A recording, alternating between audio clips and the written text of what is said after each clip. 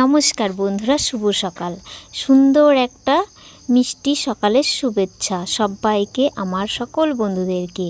দেখেছো শীতের শুরুতেই কেমন একটা কুয়াশা শুরু হয়ে গেছে। এখন কিন্তু শীত পড়েই গেছে, হালকা পাতলা প্রায় শীত লেগেই থাকে। ফ্যান চালানো তো বন্ধ করে দিয়েছি, আর সন্ধ্যা লাগলেই ঠান্ডা পড়ে যায়, মনে হয় হালকা কিছু গায়ে দিই, এইরকম একটা পরিবেশ শুরু হয়ে গেছে। আর সকালবেলায় আজকে দেখো অনেক কাজকর্ম আছে, তো যেহেতু আগামীকাল কালী পুজো, তো তার জন্য তো আজকে অনেক লেপাপোছা করতেই হবে, তাই না? আর এইদিকে দেখো ছাগলের অবস্থা, পাশের বাড়ির ছাগল দেখো গাছের গাছে উঠে গাছের পাতাগুলো খাওয়ার জন্য কি করছে। তো যতই হোক বুদ্ধি কিন্তু কম বেশি সবারই থাকে, তাই না? সে মানুষই হোক পশুই হোক। তো সেটা দেখেই আমার খুব ভালো লাগছিলো, তাই তোমাদেরকে শেয়ার করে দিলাম সকালবেলার এই দৃশ্যটা। আর এদিকে দেখো আমি গোবর নিয়ে বসে পড়েছি উঠোনটা লেপার জন্য। গোবর বেশি পাইনি, পাশের বাড়ি থেকে একটুখানি গোবর এনেছি, তো ওই একটুখানি গোবর দিয়ে যেটুকু হয় সেটুকুই লেপতে হবে। তো ঘরের ডগুলো লেপতে হবে, অনেকটা টাইম লেগে যাবে, তো ওইগুলো সেরে তারপরে আমি দেখো চলে এসেছি ঘর লেপার জন্য। তো এইদিকে দেখো ঘর লেপছি, আর এই যে মেয়েরা দেখো কাগজ দিয়ে চুলের খোপা বানাবে, স্কুল থেকে দিয়েছে, তো তাই বানাচ্ছে ফোন দেখে দেখে, সাথে ছোট মেয়েও হেল্প করছে ওকে, আর ওরা তো এইগুলো করছে। আর আমি দেখো ঘরটা লেপে তারপর চলে গেলাম জামা কাপড় কাচতে। তো সকালবেলায় আমার এত কিছু করতে হচ্ছে, তো অনেক জামা কাপড় কেচেছি, সব কেচে দেখো রোদে দিয়েছি। এটা আমাদেরই জায়গা, তো এখানে রোদে দিয়েছি, এখানে সব ধরেনি। তো ওই দেখো এখানে বাড়ির সাইডেও দিয়েছি, আরও মাঠেও দিয়ে এসেছি। তারপরে বাসনকোসন যা ছিল বাসি থালা বাসন সেগুলো মেজে নিয়েছি। আর এই যে চলে গেলাম বরের সাইকেলের পিছনে চেপে তো বাজার করতে। তো যেহেতু বাড়িতে অতিথি আসছে, অতিথি বলতে আমার দিদি, জামাইবাবু, মা আর ভাস্তি, এরা আসছে বেড়াতে, কালী পুজোটা আমাদের এখানেই কাটাবে।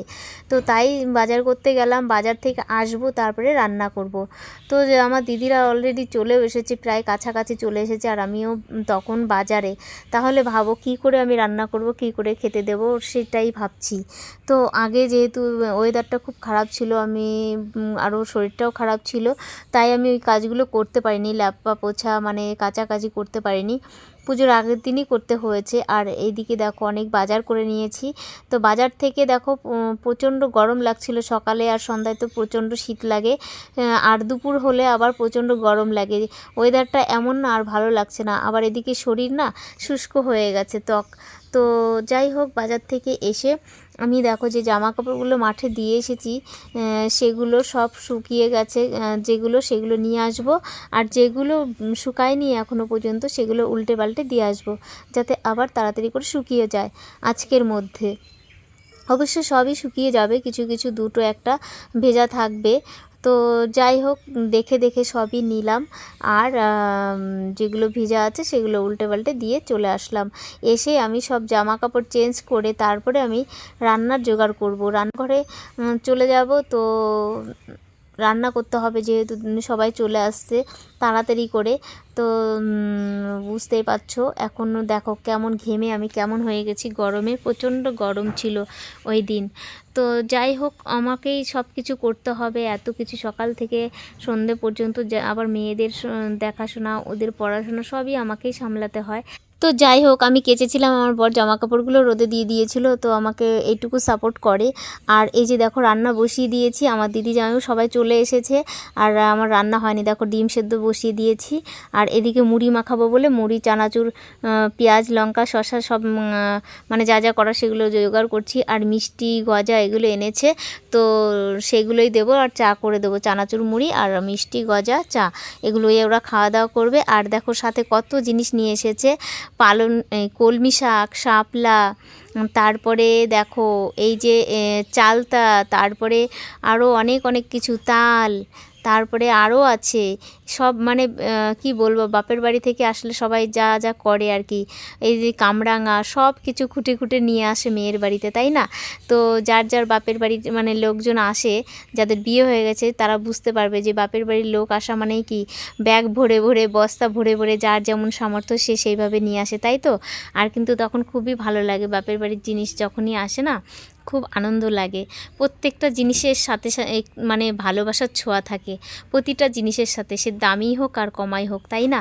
তো যাই হোক, সেরকম আমারও খুব মজা হয় বাপের বাড়ি থেকে যখন কেউ আসে কিংবা কোনো জিনিস পাঠায়, খুবই ভালো লাগে। আর এই যে সুপারি, এই সুপারি এটা হচ্ছে আমার মায়ের, মা পান খায় যেহেতু, তাই সুপারি এনেছে মায়ের জন্য। আর বাকি যা আছে সবই তো আমরাই খাবো, তাই না?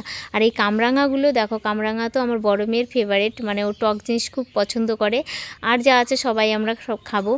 তো এখানে মুড়ি মাখানো হচ্ছে, মুড়ি টুড়ি মাখিয়ে সবাই খাবে, এখন আমরাও খাবো। আর এই যে কলমি শাক মানে ঢাললো, এখন এখান থেকে কিছু কলমি শাক মানে বাছা হবে, বেছে টেছে মা তারপরে ধুয়ে দেবে, সেটাই রান্না করব। আর ডিমের ঝোল করব। আর এদিকে দেখো গজা মিষ্টি এগুলো দিদিরা এনেছে, তো তাই সবাইকেই দিয়ে দিলাম, জামাইবাবুকে দিলাম, দিদিকে দিলাম। ওরা ক্যামেরার সামনে আসবে না, তাই আর জোর করলাম না। আর এইদিকে দেখো হনুমান এসেছে, হনুমান এসে দেখো আমাদের সামনে, মানে আমার জায়ের ঘর ওটা, ওইখানে ওরা ভয়ে গ্রিল আটকে দিয়েছে, ভেতর থেকে খাবার দিচ্ছে। আর ওই হনুমান গ্রিলের বাইরে থেকে হাত বাড়িয়ে খাবারগুলো নিচ্ছে আর খাচ্ছে। তো আর আমি দেখো রান্নাঘরে বসে, আমার তো ভয় লাগছিল, আমি দরজা বন্ধ করে দিয়ে মানে একটুখানি ফাঁকা করে তারপরে আমি ভিডিও করছিলাম। আর আমার বরও এসেছে বাড়িতে, আমার বর অনেক কিছু খেতে দিয়েছে ওদেরকে, ওরা খেয়েছে, জল খেয়েছে, অনেক খেয়েছে। আর আমি ওদেরকে, আমার বরকে বলছি যে খেতে দাও আর ওদের কাছে আশীর্বাদ চাও, যেন আমার চ্যানেলটা যেন তাড়াতাড়ি গ্রো করে যায়। সত্যি বন্ধুরা, ভগবানের আশীর্বাদে আর তোমাদের ভালোবাসায় আমি অনেকটাই এগিয়ে যেতে পারছি, অনেকটা সাফল্যের দিকেই আমি যাচ্ছি। তোমরা এভাবেই আমাকে সাপোর্ট করো, ভালোবাসা দিও। তোমাদের কাছে আমি চিরকৃতজ্ঞ থাকবো সারা জীবন। তোমাদের কখনো ভোলা যাবে না বন্ধুরা, তোমরা যদি না থাকতে আমি কখনো এখানে আসতে পারতাম না। আর এই দেখো আমার বর ওদেরকে খেতে দিয়েছে, অনেক খাবার খেতে দিয়েছে, আবার জলও দিল। তো আমি বললাম একটু জল দাও, জল খাবে ওরা। যে বাড়ি আসে আমি ভয় পাই খুব, আমি যাই না সামনে, কিন্তু আমি জল ভরে বালতিতে করে অন্য কাউকে দিয়ে জানো, ওরা জলটা খেয়ে নেয়।